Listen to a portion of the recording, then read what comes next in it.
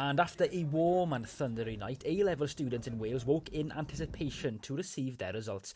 I spoke with Ceri, who was keen to tell me how he had done.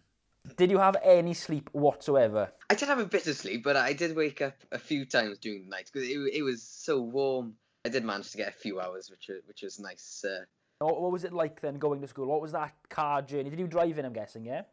I went with my parents, yes. With the university application, you can check before you get your results if you've had the grades to get into university.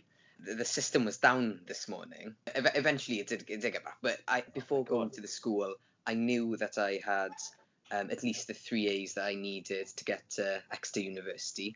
So before going in, first of all, Ceri, congratulations. So you had 3 A's. What were your results in the end? What did you get? I actually managed to get 4 A stars. What? Honestly, beyond what I could have even imagined.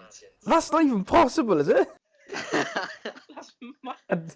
4 A stars, mind. What was the reaction like from your parents, from yourself, with the teachers? I bet everyone was over the moon, were they? Well, I was completely in shock. I think the teachers already knew, with my parents looking at them as well. My head of sixth form said, it's not bad, Ceri, pretty average. An incredible result. So what's the plan next, Ceri? What are you hoping to do? What's the next step? Not this September, the September 2021 at Exeter to study business management and Spanish. Obviously, it depends on the situation, but I hope to spend a few months, if possible, out in Spain to really develop my language before going to university.